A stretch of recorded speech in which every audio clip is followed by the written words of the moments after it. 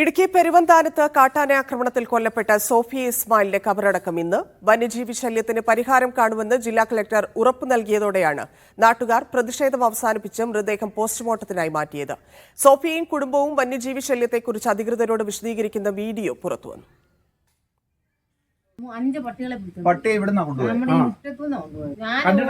പിന്നെ ഞാൻ ഓടി വീണ് എന്റെ മുട്ടൊക്കെ ഇതായി ഞങ്ങൾ മെഡിക്കൽ റെസ്റ്റ് ചികിത്സയൊക്കെ ആയിരുന്നു. ആനയും കടുവയും പുലിയും കാട്ടുപോത്തുമൊക്കെ ജനവാസ മേഖലയിലെത്തുന്നതിന്റെ ആശങ്ക മുമ്പും പങ്കുവച്ചിരുന്നു സോഫിയ. അധികൃതർക്ക് മുന്നിൽ ദുരിതങ്ങളുടെ കെട്ടഴിച്ച സോഫിയയ്ക്ക് കാട്ടാനക്കലിയിൽ ജീവൻ നഷ്ടമായി. ഇന്നലെ വൈകിട്ടായിരുന്നു ആക്രമണം. ഇതോടെ നാട്ടുകാരുടെ പ്രതിഷേധം ഇരമ്പി.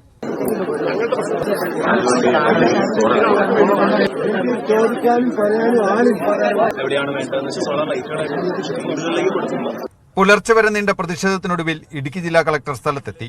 പ്രശ്നങ്ങൾ പരിഹരിക്കാമെന്ന് ഉറപ്പു നൽകിയതോടെ മൃതദേഹം മുണ്ടക്കയത്തെ സ്വകാര്യ ആശുപത്രിയിലേക്ക് മാറ്റി. കാഞ്ഞിരപ്പള്ളി താലൂക്ക് ആശുപത്രിയിലായിരുന്നു പോസ്റ്റ്മോർട്ടം. അവിടെ വന്ന് നൈറ്റിങ് കഴുകിയിട്ടിട്ട് കുണിഞ്ഞ് വെള്ളം കോരിയപ്പോഴാണ് ആന വന്ന് എടുത്തിട്ട് ചവിട്ടി മിരിച്ച് കൊന്നേക്കുന്നത്. മറിച്ചിട്ട് അത് കല്ലോടെ കൂട്ടി ചവിട്ടിയേക്കുന്നു. മൊത്തം എല്ലുകളിൽ മൊത്തം കാലിൻ്റെ എല്ലുകളിൽ മൊത്തം ഒടിഞ്ഞു പോയി.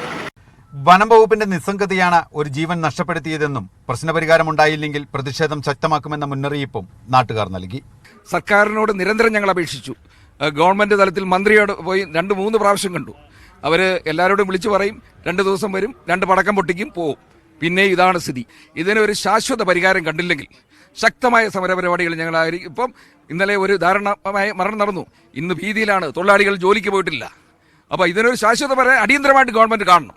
വന്യമൃഗശല്യം രൂക്ഷമായ ജില്ലയിൽ ഒരാഴ്ചക്കിടെ രണ്ടാമത്തെയാളാണ് കാട്ടാന ആക്രമണത്തിൽ കൊല്ലപ്പെടുന്നത്. കോട്ടയം ബ്യൂറോയ്ക്കൊപ്പം മീഡിയ 1 ഇടുക്കി.